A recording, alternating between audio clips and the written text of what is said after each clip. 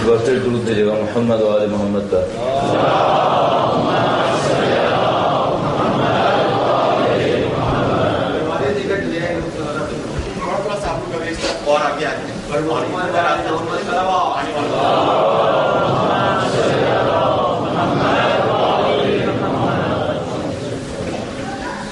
حضرین کرام، دو عزیزان سید الشہداء آج کراچی میں نمائش کے مقام پر اسکاؤٹ کی صورت میں پہلا دے سے شہید ہوئے. ان دو شہداء کے لیے اور تمام ان مومنین کے لیے جو عزائے سید الشہداء کے دوران شہید ہوئے ہیں، اسلام شہادت پیش کیے اپنے اور ہمارے تمام مومنین کے لیے، تمام لوگوں کے لیے جنہوں نے دین کی خدمت کی ہے، دنیا سے رخصت ہو گئے ہیں. ایک سورہ فاتحہ تلاوت فرمائیں.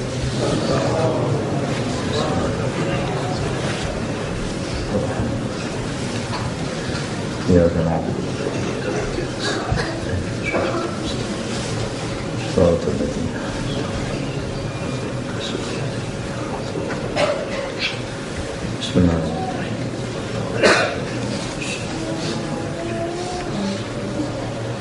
بسم اللہ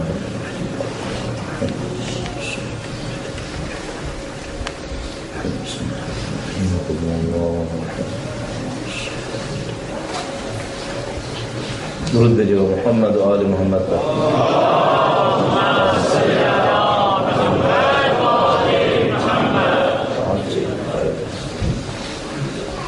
اعوذ باللہ من الشیطان الرجیم. بسم اللہ الرحمن الرحیم. الحمد للہ رب العالمین، والصلاة والسلام على سید الانبیاء والمرسلین، حبیب الہ العالمین بالقاسم محمد،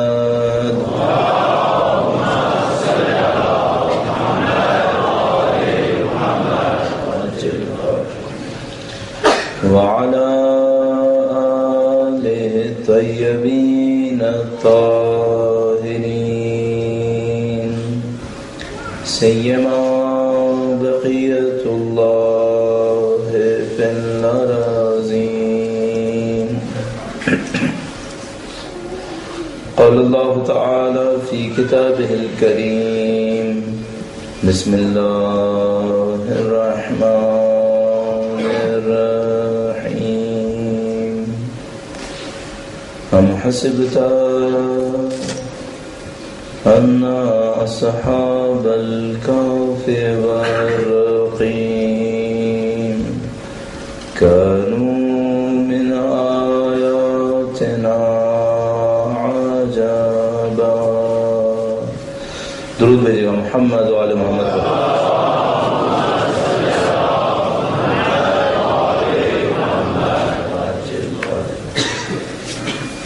کرام، جیسے کہ اب آپ کی خدمت میں عرض ہوا، دو اور مومنین اسلام میں شہید ہوئے. اس دعا کے ساتھ کہ پاک پروردگار ہمیں پرچم حسین کو سربلند رکھنے کی طاقت نصیب فرمائے، دنیا کے کونے کونے تک پرچم اعضاء کو پہنچانے کی سعادت نصیب فرمائے. اور اس دعا کے ساتھ کہ خدا اگر ہمارے اعمال کو پسند فرماتا ہے تو ہمیں امامت کی راہ میں شہادت نصیب فرمائے. ان تمام دعاؤں کی قبولیت کے لیے صاحب اعضاء کے ظہور میں تعجیل کے لیے درود بھیجے محمد و آل محمد.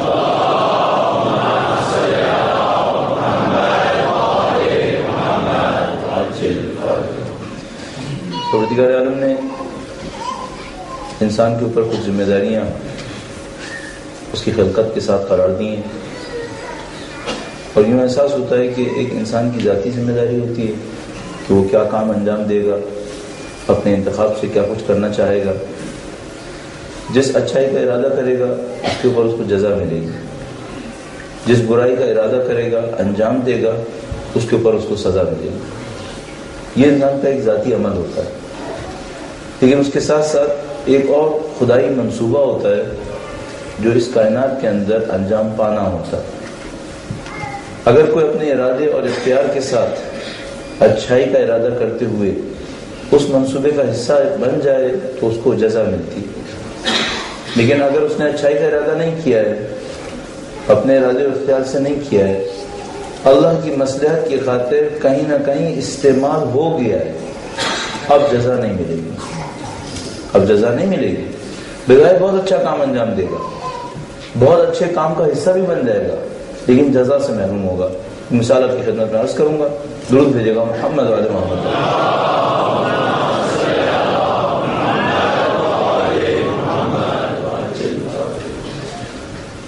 اگر اس پر آپ توجہ نہ فرمائیں کہ فرعون دشمن خدا تھا، اگر اس پہ توجہ نہ دیں کہ فرعون نے اللہ کے ساتھ دشمنی میں بعد میں کیا کیا، تو حضرت موسیٰ علیہ السلام کو پالنا اچھا عمل ہے یا برا عمل ہے؟ ظاہر بہت اچھا عمل۔ ایک بچے کو اس نے پانی پہ دیکھا ہے جو بے یار و مددگار ہے، اس بچے کا کوئی سنبھالنے والا نہیں ہے، وہ بچہ کسی بھی وجہ سے، چاہے اس کی زوجہ کی وجہ سے، اٹھا لیا گیا، فرعون کے گھر میں پلا ہے، اور فرعون نے بہرحال اس بظاہر لاوارث بچے کا اپنے گھر میں پناہ دے کر ایک اچھائی کا ارادہ کر لیا۔ اس نے تو ایک کام کر لیا باہر، اب ممکن ہے کہ اچھائی کے ارادے سے نہ کیا ہو، جیسا کہ مثلا ہمارے پاس موجود ہے روایات کے اندر بھی کہ زوجہ فرعون نے کہا ٹھیک ہے اس کو پال لیتے ہیں، اگر یہ وہی بنی اسرائیل کا بچہ ہے جو تمہاری حکومت کو تباہ کرنے والا ہے تو ہم اس کو اپنے گھر میں رکھیں گے، پانے پوسیں گے، اس طرح سے اس کو لے کے چلیں گے کہ تمہاری حکومت کو تباہ نہیں کرے گا۔ تو بظاہر کام تو اچھا ہے، لیکن فرعون کو کیا اس کے اوپر کوئی جزا ملے گی؟ ظاہر ہے کہ اس کے اوپر کوئی جزا نہیں ملے گی۔ اس کی وجہ یہ کہ اس نے اس کا ارادہ نہیں کیا تھا کہ وہ اللہ کے نبی کو پالے گا۔ اور اگر مقایسے میں دیکھیں تو حضرت ابو طالب پہلے دن سے جانتے تھے یہ اللہ کا نبی ہے۔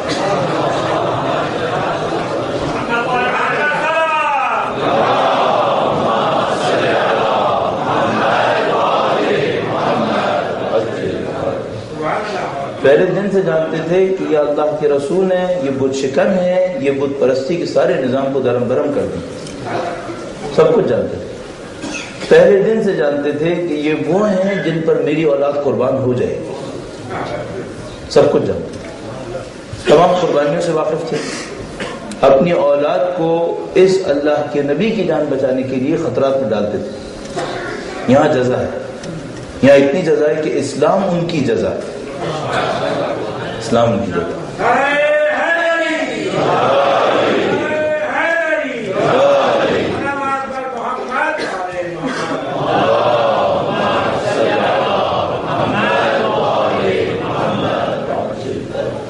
لیکن فرعون کے معاملے میں ہم بہت واضح طور پر نتیجہ لے سکتے ہیں کہ اس کو کوئی جزا نہیں ملے گی، اس کو سزا یقیناً ملے گی، اور یہ کہ ایک اللہ کے نبی اس کے گھر میں پلے، اس سے اس کی جزا کا کوئی تعلق نہیں ہے۔ اس کی وجہ یہ ہے کہ اس نے کوئی ارادہ نہیں کیا، اس نے کسی اور چیز کا ارادہ کیا تھا، جس چیز کا اس نے ارادہ کیا تھا وہ کوئی اچھا کام نہیں تھا، وہ ایک پست کام تھا۔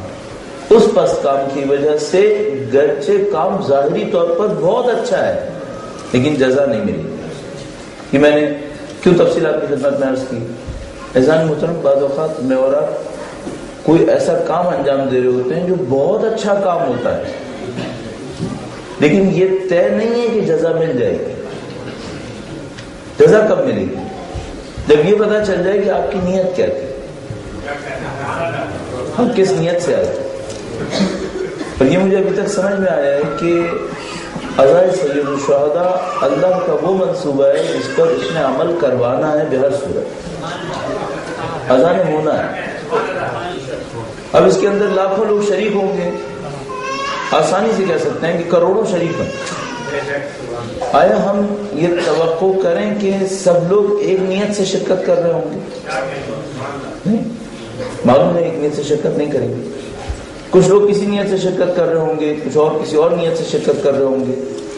مثلا کوئی یہ سوچ کر شرکت کر رہا ہوگا، اور میں نے بہت دیکھا ہے کہتے بھی ہیں، وہ یہ کہ مثلا وہ یہ کہتے ہیں کہ ہم نے دعائے نجبہ میں 4 مہینے یا 4 ہفتے شرکت کر لی تو ہماری فلاں بیماری صحیح ہو جائے گی۔ تو جتنی شرکت کی وہ اس وجہ سے کی کہ ایک بیماری تھی، اس بیماری کا ان کو علاج کروانا. اچھا یہ نتیجہ ملے گا یا نہیں ملے گا؟ یقیناً مل جائے گا، کیونکہ سید الشہداء کا دسترخوان بہت وسیع ہے. جو جس نیت سے بیٹھے گا اس کو اسی کی نیت کے مطابق نصیب ہو جائے گا. تو اگر کوئی اس عزائے سید الشہداء کے اندر خدا نہ کرے نعوذ باللہ اپنے ذاتی تسکین کی خاطر آیا ہے، ذاتی شہرت کی خاطر آیا ہے، وہ بھی مل جائے گی. اگر کوئی ذاتی کمائی کے لیے آیا ہے وہ بھی مل جائے گی. اگر کوئی معاشرے کے اندر طاقت اور اقتدار حاصل کرنے کے لیے آیا ہے وہ بھی مل جائے گی. لیکن سب سے اہم یہ ہے کہ کس کو سایہ سیدہ نصیب ہوگا. سب سے اہم یہ پرخلوص لوگوں کو نصیب ہوگا. اور کل میں نے آپ کی خدمت میں جس بات پر اختتام کیا تھا یہی نکتہ تھا، اخلص العمل فإن الناقد بصیر بصیر. اپنے عمل کو خالص کر دو، چونکہ جو نقد کرنے والا ہے وہ دیکھنے والا ہے، بہت دیکھنے والا ہے. اس عنوان سے اور اپنے موضوع کی طرف بڑھتے ہوئے، ہمارا موضوع ہے کربلا اور عظمت انسان. مجھے اس کے اوپر آپ کی خدمت میں آرائز پیش کرنے ہیں. کل میں نے تھوڑا سا اس کا تعارف آپ کی خدمت میں عرض کیا تھا، لیکن اپنی اس گفتگو کو ملاتے ہوئے کہ اخلاص عمل حاصل کیجئے، اور ہماری گفتگو ہے کربلا اور عظمت انسان کے حوالے سے. ان دونوں کے درمیان ایک چھوٹا سا موضوع اور آپ کی خدمت میں پیش عرض کروں گا، اور موضوع یہ ہے کہ کس مجلس کو آپ کامیاب مجلس تعبیر کریں. یہ ایک اہم موضوع ہے. ویسے تو ہر مجلس کامیاب مجلس ہے، لیکن آپ کا اور ہمارا کامیابی کا معیار کیا ہونا چاہیے مجالس کے معاملے میں، اس کا تھوڑا سا پس منظر ہے. پہلے پس منظر عرض کروں گا، پھر اس معیار کو بیان کریں گے، اور اس کے بعد موضوع کی طرف بڑھنے کی کوشش کریں گے. ایک بار پھر درود بھیجیں محمد و آل محمد.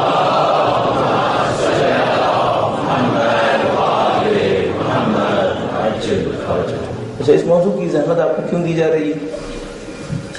جو اب تک مجھے سمجھ میں آیا ہے، اور میں آپ کی خدمت میں پہلے بھی گزارش پیش کر چکا ہوں، اور آج پھر عرض کروں گا کہ ایسا ممکن ہے کل کوئی آیا نہ ہو، اور آج وہ یہاں پر آیا ہو تو وہ آخر میں جا کر یہ نہ پوچھے کسی سے کہ مجلس کب شروع ہوگی. اس لیے شروع سے ہی بتا دیتا ہوں مجھے کہ ہم نے خطابت نہیں کرنی ہے، اور ہماری کوشش یہ ہوگی کہ اہل بیت کی تعلیمات میں سے چند نکات آپ کی خدمت میں پیش ہو جائے. اس دوران میں ہماری بھرپور کوشش یہ رہتی ہے کہ آپ اور ہم ایک سفر کو طے کر سکیں. ہماری زندگی بہت مختصر ہے، ہمارے سامنے 50-60 سال سے زیادہ معمولاً نہیں ہے، اور اس میں سے بھی باشعور مدت، با اختیار مدت بہت کم ہے، بہت کم ہے. اس میں سے یعنی جب تک آپ شعور اور اختیار حاصل کریں سالوں بیت چکے ہیں، اور آخر کے چند سال میں اتنا شعور اور اتنا اختیار نہیں ہے آپ کے پاس. تو جو بیچ کا زمانہ ہے، اور وہ زندگی میں معمولاً افراتفری کا زمانہ ہے. کبھی آپ کیریئر بنا رہے ہوتے ہیں، کبھی آپ کیریئر سے پہلے تعلیم حاصل کر رہے ہوتے ہیں، کبھی آپ اپنے کیریئر کو مضبوط کر رہے ہوتے ہیں، اور کبھی آپ اپنے کیریئر کو بچا رہے ہوتے ہیں. کبھی آپ خاندان تشکیل دینے کی سمجھاتے ہیں، کبھی آپ خاندان تشکیل دے کر مشغول ہو جاتے ہیں، اور کبھی اس خاندان کو سنبھالنے میں مشغول ہوئے ہوتے ہیں. تو زندگی کی مصروفیتیں بہت زیادہ ہیں، اور انہی کے دوران آپ نے یہ طے کرنا ہے کہ آپ کی زندگی کا ہدف کیا ہے، آپ کی زندگی کا مقصد کیا ہے. اس انسان کے لیے ہدف اور مقصد سمجھنا بہت آسان ہے جس کی اقدار، جس کی ویلیوز اسلام کی ویلیوز سے نزدیک ہو. اس کے لیے بہت آسان ہے. اس کی تشریح میں بھی آپ کی خدمت میں عرض کروں. اگر ویلیوز انسان کو سمجھ میں آ جائیں اور اس کی ویلیوز میں خرابی نہ ہو، اس کی قدریں صحیح ہوں، اقدار صحیح ہوں، تو کام انجام دینا بہت آسان ہوتا ہے. لیکن ہم لوگوں کے ساتھ اس زمانے میں مشکلات میں سے ایک مشکل، بڑی مشکل یہ ہے کہ ہماری معاشرتی سوشل ویلیوز خراب ہو چکی ہیں. ویلیوز سے خراب ہونا کسے کہتے ہیں، میں اس کا بھی تعارف آپ کی خدمت میں عرض کرتا چلوں. میں نہیں چاہتا کوئی ایسی بات کہوں جو واضح نہ ہوئی ہو اور بعد میں اس کا فائدہ کم ہو جائے. درود بھیجے گا محمد والے محمد.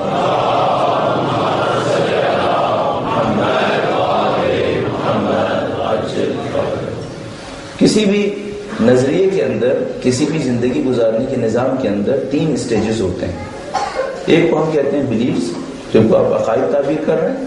کہ آپ کی فنڈامنٹل ریالٹیز جن کو آپ نے ایکسیپٹ کیا، جس کو آپ نے قبول کر لیا، اور وہاں اس کے اوپر آپ کی ساری عمارت تعمیر ہو رہی ہوتی ہے۔ وہ جس طرح کی عمارت اپنی بنیادوں کے اوپر کھڑی ہوتی ہے، نظریے کی عمارت حقائق کے اوپر کھڑی ہوتی ہے، ریالٹیز کے اوپر، بلیفز کے اوپر، جن کو ہم عقائد تعبیر کرتے ہیں۔ سب سے پہلے ہمیں یہ دیکھنا ہوتا ہے اس نظریے نے کن حقائق کے اوپر، کن ریالٹیز کے اوپر اپنی پوری بلڈنگ بنائی۔ آپ کا جو دین ہے جس کے اوپر میں معتقد ہیں، یہ چند ریالٹیز کے اوپر جن کو ہم عقائد تعبیر کرتے ہیں پورا دین بنا ہوا ہے، پورے دین کا اسٹرکچر۔ وہ جو ریالٹیز ہیں وہ بہت سادہ ہیں، وہ یہ ہیں کہ اس کائنات کا ایک خالق ہے، اس خالق نے ایک نبی کو بھیجا ہے، اس نبی کا جانشین ایک امام ہے، پورا نظام عدل و انصاف پر ہے، ایک اور دنیا میں جا کے حساب ہوگا۔ یہ آپ کے بنیادی حقائق ہیں۔ اچھا، یہ عقائد ہیں کیا؟ یہ حقیقتیں ہیں، صرف اس لیے کہہ رہا ہوں کہ تاکہ سادگی سے سمجھ میں آ جائے۔ بس اگر میں آپ سے کہتا ہوں کہ یہ گلاس یہاں پہ رکھا ہوا ہے تو یہ ایک حقیقت ہے۔ اگر میں آپ سے کہہ رہا ہوں کہ میں اور آپ ایک ہال کے اندر بیٹھے ہوئے ہیں، یہ ایک حقیقت ہے۔ ظاہر ہے کہ ہم صحن کے اندر نہیں ہیں، ہم ایک ہال کے اندر ہیں۔ اگر میں آپ سے کہوں کہ اس ہال کے باہر ایک میدان ہے، یہ ایک حقیقت ہے، ایسا ہی ہے۔ بالکل اس طرح چند حقیقتوں کے اوپر آپ کا دین بنا ہوا ہے، اور وہ حقیقت، پہلی حقیقت یہ ہے کہ اس کائنات کا ایک خالق ہے۔ یہ ایک حقیقت ہے کہ اس کائنات نے ایک خالق کے ذریعے سے اپنی اس خلقت کو طے کیا ہے، خود سے خلق نہیں ہوئی ہے، ایسا نہیں کہ خود سے بنی ہے۔ اس خالق نے ایک پیغام بھیجا ہے ہمارے لیے، ایک شخصیت کے واسطے جو نبی خدا محمد مصطفیٰ صلی اللہ علیہ وسلم۔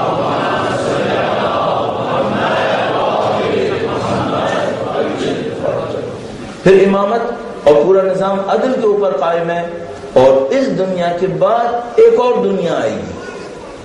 آپ مریں گے تو ختم نہیں ہوں گے، آپ ایک اور دنیا میں منتقل ہو جائیں گے۔ بس بہترین لفظ یہی انتقال ہے۔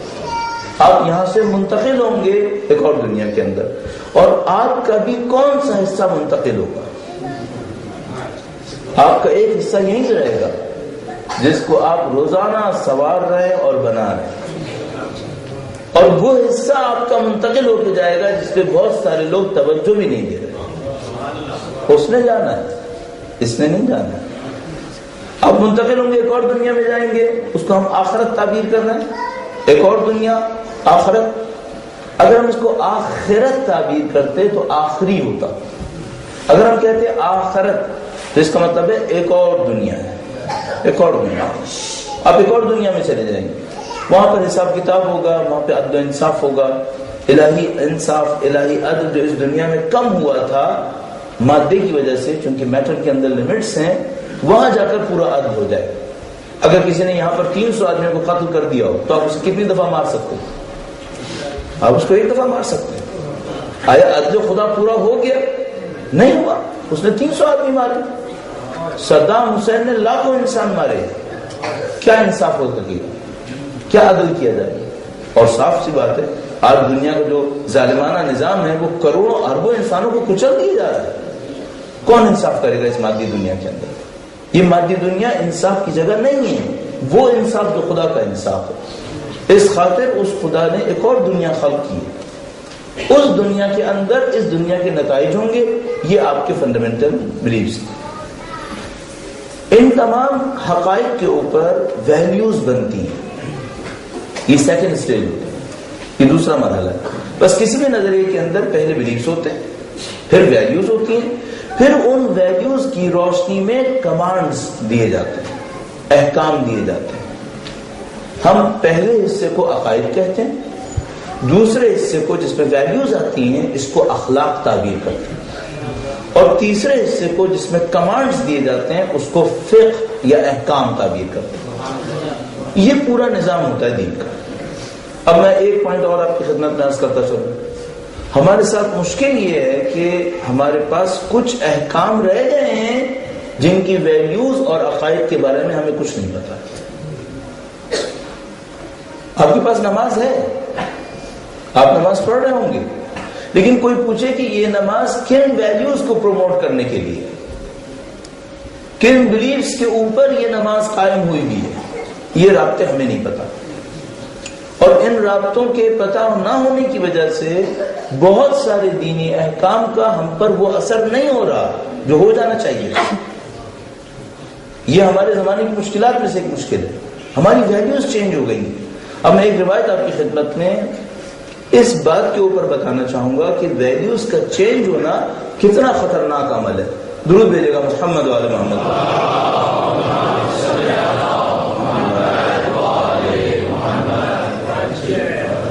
پردی کا درود بھیجے گا محمد وعلی محمد۔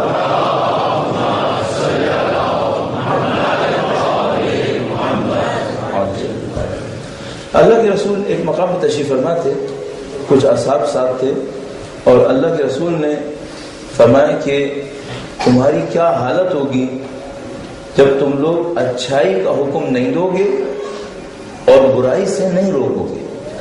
اسلام میں واجب ہے، امر بالمعروف ہونا چاہیے، نہیں عن المنکر ہونا چاہیے۔ فرمایا تمہاری کیسی حالت ہوگی جب تم لوگ اچھائی کا حکم نہیں دو گے اور برائی سے نہیں روکو گے۔ اصحاب نے کہا کہ اے اللہ کے رسول، کیا ہم لوگ ایسے ہو جائیں گے جبکہ آپ ہمیں سکھا رہے ہیں کہ اچھائی کا حکم دینا واجب ہے، برائی سے روکنا واجب ہے، کیا ہم لوگ ایسے ہو جائیں گے؟ ہم اچھائی کا حکم نہیں دیں گے، ہم برائی سے نہیں روکیں گے؟ اللہ کے رسول نے فرمایا یہ تو ہوگا، اس سے بدتر بھی ہوگا۔ کہا اللہ کے رسول اس سے بھی بدتر ہوگا، وہ کیا ہوگا؟ فرمایا تم لوگ برائیوں کا حکم دو گے، اچھائیوں سے روک لو گے۔ برائیوں کا حکم دو گے، اچھائی سے روکو گے۔ جنہوں نے پہلے کہا تھا کہ اے اللہ کے رسول کیا ہم یہ کریں گے، انہوں نے اور تعجب سے کہا اے اللہ کے رسول کیا ہم اتنے برے ہو جائیں گے؟ پہلے آپ نے فرمایا کہ ہم اچھائی کا حکم نہیں دیں گے، برائی سے نہیں روکیں گے، وہ ہمارے لیے عجیب بات تھی۔ پھر ہم اتنے برے ہو جائیں گے کہ ہم اچھائیوں سے روکنے لگیں گے اور برائیوں کا حکم دینے لگیں گے۔ فرمایا ایسا ہوگا اور اس سے بدتر بھی ہوگا۔ اصحاب نے کہا اے اللہ کے رسول اب اس سے بدتر کیا ہوگا؟ اب یہاں بھی ذرا اور غور فرمائیے۔ فرمایا اس سے بدتر یہ ہوگا کہ جو اچھی چیزیں ہوں گی تم انہیں برا کہو گے، اور جو برائیاں ہوں گی ان کو تم اچھائیاں کہو گے۔ یہ جو تیسرا لیول ہے اس کو میں کہتا ہوں یہ اقدار کی تبدیلی کا لیول ہے۔ اقدار تبدیل ہو گئی، ویلیوز چینج ہو گئی، جو اچھی چیز تھی وہ بری ہو گئی ہے اور جو بری چیز تھی وہ اچھی ہو گئی۔ اچھا اس میں پہلے والے مراحل سے کیا فرق ہے؟ اس کی برائی زیادہ کیوں ہے؟ اس کی برائی زیادہ اس خاطر ہے کہ اگر کوئی انسان بری چیز کو اچھا سمجھنے لگے تو جب ثواب کا کام کرے گا تو کیا کرے گا؟ برائی کرے گا۔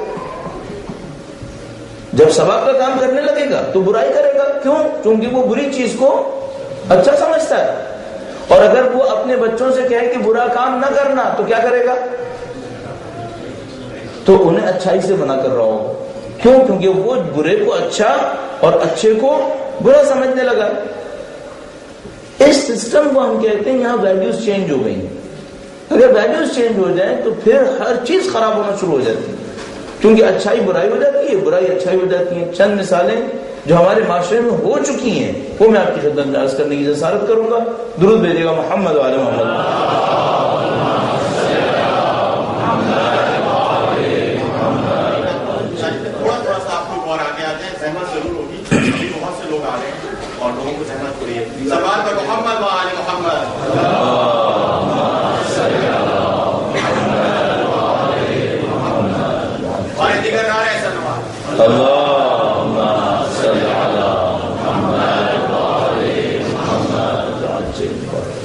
حضرات محترم، کئی دفعہ ایسا ہوتا ہے کہ ہمیں اس مشکل کا سامنا کرنا پڑتا ہے کہ مومنین بیٹھے ہوتے ہیں اور ان سے ریکویسٹ کرنی ہوتی ہے، درخواست کرنی ہوتی ہے کہ آپ آگے تشریف لیں، تو ہم اپنے تجربے سے اوپر بیٹھ کر یہ دیکھنے کی کوشش کرتے ہیں کہ یہاں جگہ ہے یا نہیں ہے، کیونکہ یہ تو ظاہر درخواست کریں گے ہی نا۔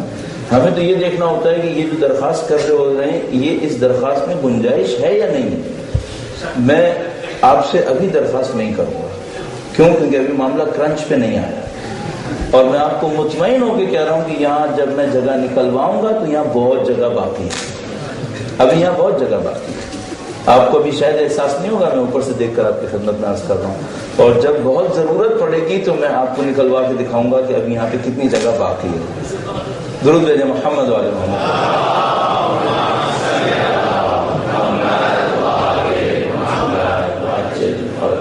ایک بات اور سوچیے گا، یہ کہ آج پہلی تاریخ ہے، اور اگر پہلی تاریخ مجلس کے دوران 3 دفعہ کہنا پڑ جائے کہ جگہ بنا لی، اس کا مطلب یہ ہے کہ کل سے جب آپ تشریف لائیں تو آپ پہلے ہی سے اپنی جگہیں اچھی طرح سے بنا کے بیٹھ جائیے گا، ورنہ یہ تو پھر کل 5 دفعہ کہنا پڑ جائے گا، اور آخر تک پہنچتے پہنچتے ہم مجلس کم پڑھیں گے اور اعلان زیادہ ہو جائے گا۔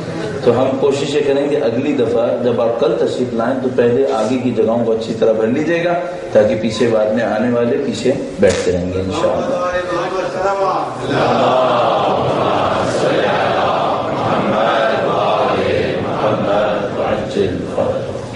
جو مثال میں آپ کی خدمت میں عرض کرنا چاہ رہا تھا وہ بہت سادہ سی مثال ہے، اور وہ روایت کا ایک حصہ بھی ہے۔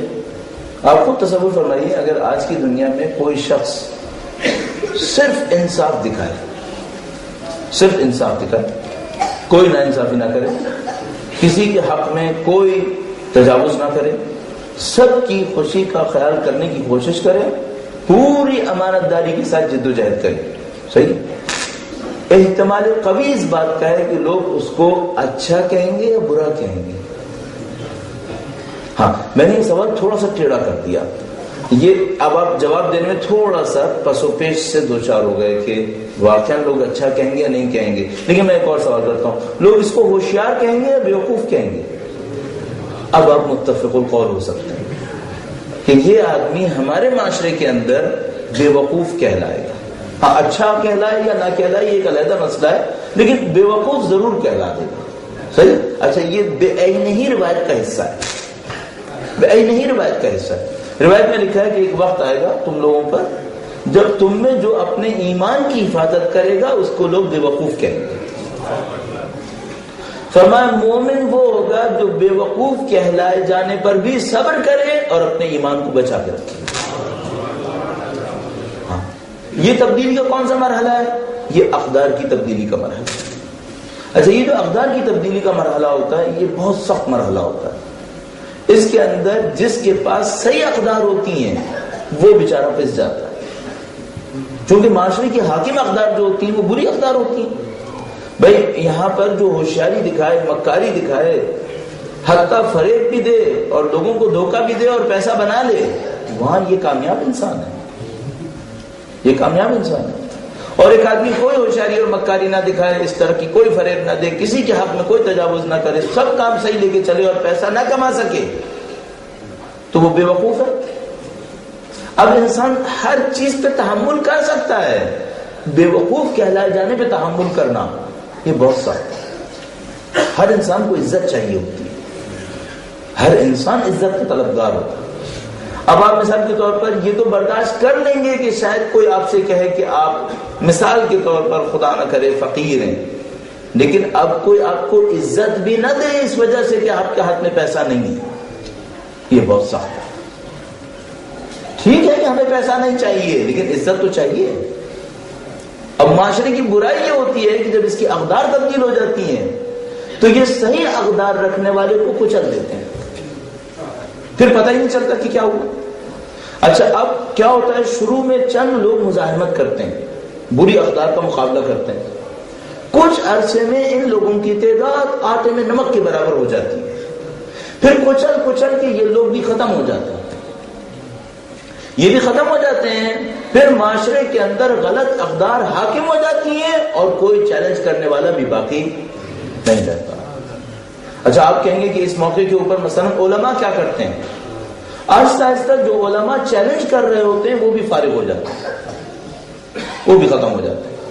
جب وہ بھی ختم ہو جاتے ہیں تو پھر معاشرے کو جگانے کے لیے ایک معجزہ چاہیے ہوتا ہے، ایک معجزہ چاہیے ہوتا ہے۔ اور میں عرض کرتا چلوں، ایسے موقع کے اوپر کسی ایک کو سید الشہداء کی طرح قربانی دینی پڑتی ہے، اس کو اپنا خون بہانا پڑتا ہے۔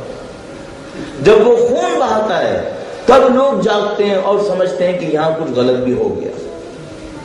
اور یقین فرمائیے کہ شہید صدر کے ایک شاگرد سے میں نے ایک دفعہ ان سے درس حاصل کرتے ہوئے پوچھا کہ شہید صدر کے اپنی شہادت کے بارے میں نہیں جانتے تھے کہ عراق ان کا ساتھ نہیں دے گا. فرمایا ہم خود گئے تھے اور ہم نے خود کہا تھا کہ سید یہ قوم اس وقت آپ کا ساتھ نہیں دے گی, آپ اکیلے رہ جائیں گے. تو انہوں نے فرمایا تھا کہ ہر دور کے اندر کوئی ہوگا جو میرے جد امجد کے راستے پر چلنا, اور اس دور کا حسینی راستے پہ چلنے والا میں بنوں گا, میں چلوں گا اس راستے پہ. یہ احسان محترم اقدار کی تبدیلی کا مرحلہ ہوتا ہے. اچھا اب میں پھر واپس آتا ہوں اپنے موضوع کی طرف. بعض اوقات ایسا ہوتا ہے کام اچھا ہوتا ہے, اقدار تبدیل ہو جاتی ہیں, اقدار تبدیل ہو جاتی ہیں, کام کا اثر ختم ہونا شروع ہو جاتا ہے. کیوں؟ اقدار تبدیل ہو گئی, پتہ ہی نہیں چل رہا. اچھا اقدار کی تبدیلی میں جو بہت بری چیز ہوتی ہے وہ یہ کہ خلوص ختم ہو جاتا ہے. اب مجھے کھل کر کچھ باتیں کہنی ہیں آپ سے. یہ میں نے سارا مقدمہ بنایا ہے تاکہ آپ کا ذہن تیار ہو جائے. درود بھیجے گا محمد وعلی محمد.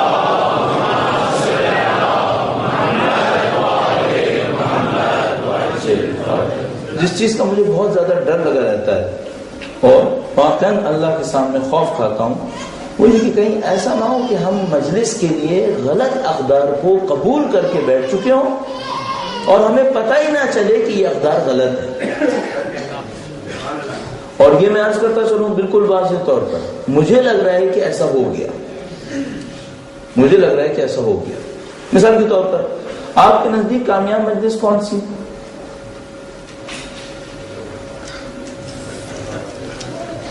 بالکل صحیح کہا آپ نے, جس میں مجمع زیادہ ہو وہ کامیاب ہے.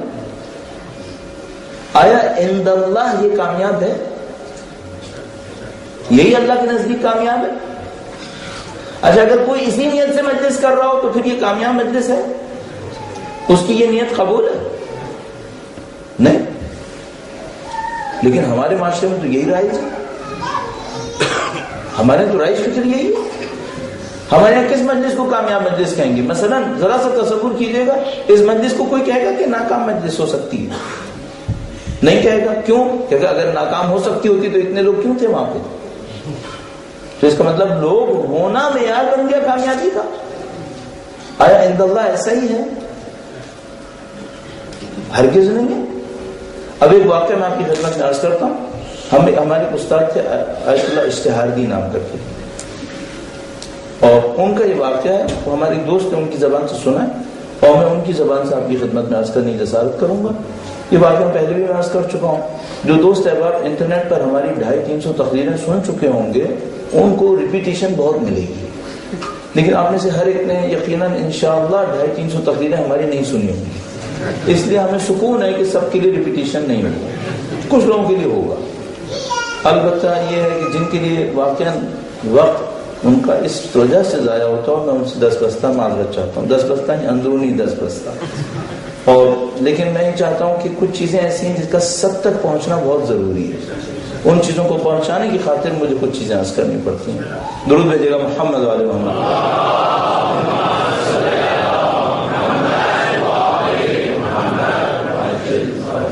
آیت اللہ اشتہاردی بہت پاکیزہ ہے اور انتہائی متقی, انتہائی پرہیزگار. ہم نے کافی مدت ان سے درس حاصل کیا, ان کی زندگی کو نزدیک سے دیکھا ہوا. کہنے کی کہ مشہد میں ہوتے تھے. ایک دفعہ حرم میں امام حشتم امام علی بن موسی رضا علیہ السلام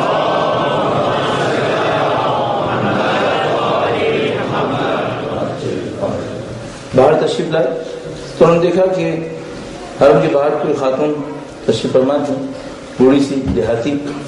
تو انہوں نے کہا کہ تم مولوی ہو؟ انہوں نے امامہ لگایا ہوا تھا, ابا خبا پہنی ہوئی تھی. کہاں مولوی؟ کہا مجلس پڑھتے ہو؟ کہاں مجلس پڑھتے ہو؟ کہا ہمارے دیہات میں آؤ نا مجلس پڑھنے کی. ہم آ جائیں گے. کہا ٹھیک ہے, فلاں تاریخ کو ہمارا دیہات فلاں اس علاقے میں آنا مجلس پڑھنے کی. انہوں نے کہا ٹھیک ہے آ جائیں. تو جناب طے ہو گیا. انہوں نے کروایا کہ ہم گئے, بڑی مشکل سے وہاں پہنچے. بہت پہلے کی بات, مثلاً کم از کم میرے حساب سے 45 سال پہلے کی بات. تو وہ کہیں گے کہ کچھ حصہ ہم بس سے گئے, کچھ حصہ پتہ نہیں اور کسی جانور کو استعمال کرتے ہوئے, کسی سواری کو استعمال کرتے ہوئے انجام دیا, کچھ حصہ پیدل بھی گئے. پھر ان کے دیہات میں پہنچے. انہوں نے کہا کہ ہم جب ایسے کسی دیہات میں مجلس پڑھنے جاتے تھے تو دیہات کی ظاہری حالت سے پتہ چل جاتا تھا کہ آج مجلس ہے یہاں پر. لیکن وہاں کچھ پتہ نہیں چلتا، کوئی خبر نہیں تھی، کوئی آنا جانا نہیں تھا، کوئی شامیانہ کچھ نہیں ہماری زبان کے مطابق. تو فرمایا کہ میں گیا دیہات کے اندر، میں نے معلوم کیا فلاں خاتون یہاں پہ رہتی ہیں، انہوں نے بتایا ہاں فلاں جگہ رہتی ہیں. تو میں نے سوچا کہ شاید مجلس انہوں نے گھر کے اندر رکھی ہوگی، وہ گھر تیار ہوا ہوگا. کہنے کہ ہم مجلس کرنے کے لیے گھر کے اندر بھی پہنچے، دیکھا وہاں پر بھی کوئی خبر نہیں، کوئی پتہ ہی نہیں چل رہا کہ مجلس ہے. دروازہ کھلا ہوا ہے. انہوں نے دروازہ کھٹکھٹایا، وہ خاتون تشریف لائیں. انہوں نے کہا ہم تمہارا انتظار کر رہے تھے، آؤ گھر کے اندر آؤ. وہ گھر کے اندر آئے. انہوں نے کمرے میں کرسی رکھی ہوئی تھی، تیار کی ہوئی تھی، کہا بیٹھو. وہ بیٹھ گئے، کہا شروع کرو. تو انہوں نے کہا کہ کوئی اور سامعین آئیں گے کیا؟ کہا نہیں، کوئی اور سامعین نہیں آئیں گے، ہم ہیں سننے والے. تو مجلس پڑھو. ابھی بڑے کسمس آئے کہ بھائی کیا کرنا ہے، ایک خاتون کے لیے مثلا آیا مجلس پڑھنی ہے نہیں پڑھنی ہے. تو پہلے دن چاہا کہ کہیں کہ بھائی اس طرح تو نہیں ہوتا ہے، بلاخر ایک ماحول چاہیے ہوتا ہے، کوئی 4-5 لوگ تو کم سے کم بیٹھے ہوں جن کی طرف ہم دیکھ سکیں. آپ خاتون ہیں، آپ کی طرف ہم دیکھ بھی نہیں سکتے. تو کہا کہ نہیں آپ پڑھیے مجلس. خیر انہوں نے مجلس پڑھی، پھر جلدی سے ختم کی. تو کہا انہوں نے مسائل نہیں پڑھے، مسائل بھی پڑھو. تو انہوں نے کہا مسائل کے لیے بھی ایک ماحول چاہیے ہوتا ہے. کہا جیسا بھی آپ مسائل پڑھو. انہوں نے مسائل پڑھے، انہوں نے خوب گریہ کیا، بہت گریہ کیا. اس کے بعد باہر تشریف لائیں. انہوں نے ان کے ہاتھ میں کچھ سکے رکھے، کہا دیکھو اس تاریخ کو پھر دوبارہ آنا. تو وہ کہنے کہ میں بڑا جزبز ہوا کہ بھائی یہ کیا مجلس تھی، پورا دن بھی لگ گیا، اتنی دور آئے گئے، پیسے بھی کاؤنٹ کیے تو دیکھا کرایہ بھی پورا نہیں ہوا ڈھنگ سے. اور نہیں بھائی عجیب سی مجلس تھی، چلو کرایہ تو کوئی مسئلہ نہیں، لیکن کم سے کم کوئی لوگ تو ہوں گے جن کو ہم سنائیں. تو کہیں ہمیں بات سمجھ میں نہیں آئی. اب آ گئے اور اس کے بعد اپنے مدرسے کے اندر آئے اور یہ طے کیا کہ اگلی تاریخ کے اوپر نہیں جائیں گے. کیسے جا سکتے ہیں، اتنا وقت بھی ضائع ہوگا. اور ایک خاتون ہے، اگر ان کو مجلس سننی ہے حرم آ جائے، ہم ان کو سب سنا دیں گے، کوئی مسئلہ ہی نہیں. کیوں نہیں آئیں گے. باہر وہ نہیں گئے. کہنے کہ میں نہیں گیا. اور میں نہیں گیا. اس کے بعد میں اپنے مدرسے میں تھا اور وقت آیا تو میں تھوڑی دیر کے لیے سو گیا. تو پھر میں نے خواب دیکھا. اچھا یہ میں آپ کی خدمت میں عرض کرتا چلوں، اگر ہم لوگ دین کے راہ میں صحیح راستے پر چلیں گے تو اللہ کے نظام میں دروازے اور دیوار بھی ہمیں ہدایت دیں گے. اور اگر ہم دین کے راستے میں غلط راستے پر چلے تو کوئی ممبر پہ بیٹھنے والا ہمیں ہدایت نہیں دے سکے گا، کوئی ہدایت نہیں دے سکے گا. اگر راستے پر چلے تو آپ یقین فرمائیے دروازہ اور دیوار کی ہمیں ہدایت دیں گے، چونکہ ہادی خدا ہے، اس کی صفت ہے، اور خدا اپنی ہر صفت میں کمال پر ہے. تو ہو ہی نہیں سکتا کہ کچھ لوگ ہدایت طلب کریں اور وہ ہادی علی الکمال وہ ہدایت نہ دے. یہ نہیں ہو سکتا. اس کا مطلب یہ ہے کہ اگر ہم ہدایت طلب کریں گے تو وہ ہادی کسی نہ کسی طریقے سے ہمیں ہدایت دے دے. اچھا ہدایت دینے میں سزا بھی دے گا. سزا اللہ کی نعمتوں میں سے ایک نعمت ہے. وہ سزا جس کے ذریعے لوگوں کو ہوشیار کر دے اللہ کی نعمتوں میں سے ایک نعمت ہے. اور میں سمجھتا ہوں چونکہ استاد اشتہاردی پاکیزہ انسان تھے، لہذا ان کو بتایا گیا کہ دیکھو کام کسی اور طریقے سے ہونا چاہیے. کہنے کہ ہم نہیں گئے، ہم سو گئے، مدرسے میں سو گئے. تھوڑی دیر میں آنکھ لگی اور ایک عجیب منظر دیکھا. کہا ہم نے دیکھا جیسے مولا سید الشہداء تشریف لائے اور انہوں نے آ کر کہا کہ اے اشتہاردی اب تم اتنے بڑے ہو گئے، ہماری مجلس بھی پڑھنے نہیں آئے. کہنے لگے کہ میں خواب سے اٹھا اور سب سے پہلے تو میں نے گریہ کیا اور مولا سے کہا کہ مولا خدا جانتا ہے احانت مقصود نہیں تھی، مجلس کو کم تصور کرنا مقصود نہیں تھا. ہم نے صرف یہ خیال کیا کہ وہ خاتون ایک خاتون ہے، اگر وہ چاہیں تو حرم تشریف لے آئیں، ہم وہاں پہ مجلس سنا دیں گے ان کو. لیکن اتنی دور جانا، کہنے گے لیکن لگا کہ مولا کو پسند نہیں آیا. تو کہنے گے کہ میں فوراً حرم گیا، میں نے توبہ کی، استغفار کی اور دوبارہ بیٹھا اور فوراً ان کے دیہات میں پہنچنے کے لیے روانہ ہو گیا. کہنے گے جب میں دیہات میں پہنچا تو فوراً ان کے گھر گیا. جب ان کے گھر گیا تو حضرت ثابت دروازہ کھلا ہوا تھا، وہ اندر بیٹھی ہوئی تھیں. کہنے کہ میں اندر پہنچا تو وہ کمرے کے اندر اکیلی بیٹھی ہوئی تھی، سر جھکائے رو رہی تھی. کہنے کہ جب مجھے دیکھا تو انہوں نے ایک عجیب جملہ کہا جب تک ڈانٹ نہیں پڑی نہیں آئے نا.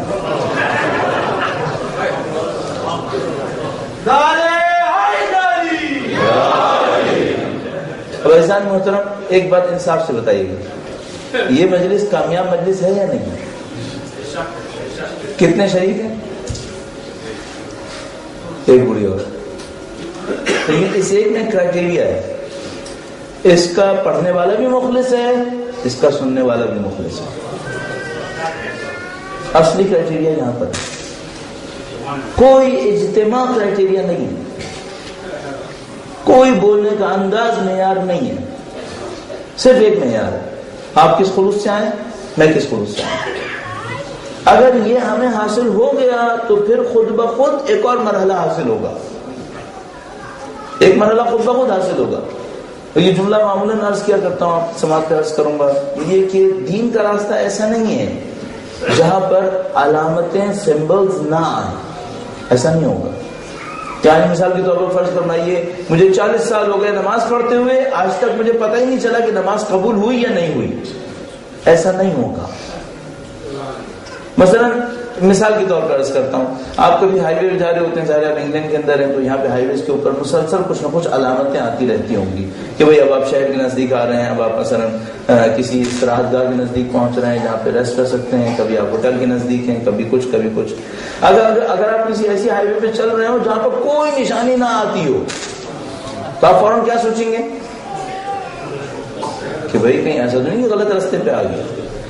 آپ نے دین کے معاملے میں یہ کیوں نہیں سوچا اب تک؟ اگر آپ کو کوئی علامت ذاتی طور پہ نہیں مل رہی تو آپ نے کیوں نہیں سوچا اب تک کہ کہیں ایسا تو نہیں کہ میں غلط راستے پہ آ گیا؟ کیوں نہیں ہو سکتا کہ دین کی شاہراہ پر ہادی خدا ہو اور ہدایت نہ دے؟ نہیں ہو سکتا، مسلسل ہدایت دے. بس جیسے ہی آپ نے ایک کامیاب مجلس کے اندر شرکت کی، آپ کو کچھ نشانیاں ملنی چاہیے، آپ کو کچھ علامتیں ملنی چاہیے. وہ علامتیں کیا ہونی چاہیے، وہ نشانیاں کیا ہونی چاہیے جو ہمیں چاہیے اگلے 9 دن کے اندر اندر.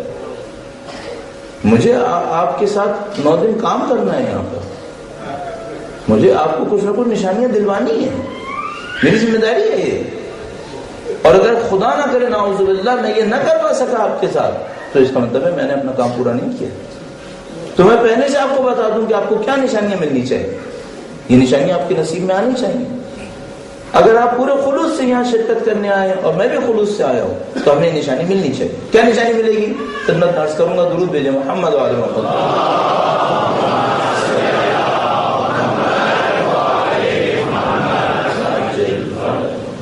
ایسا نہیں محترم، پہلی نشانی یہ ہوگی کہ آپ جو غلط کام کر رہے ہوں گے زندگی میں اس سے آپ کے دل میں نفرت اٹھے گی.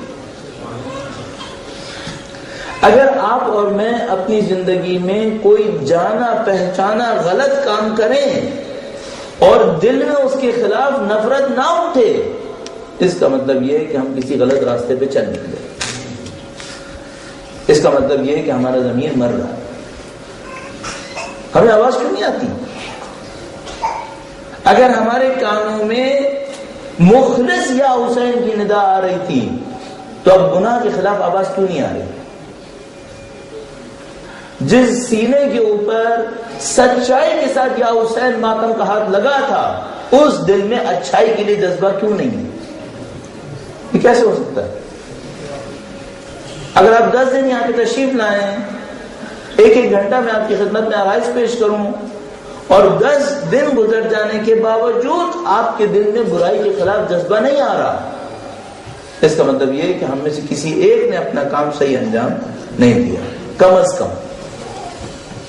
اور ممکن ہے کہ دونوں نے صحیح نہ کیا، یہ بھی ممکن ہے.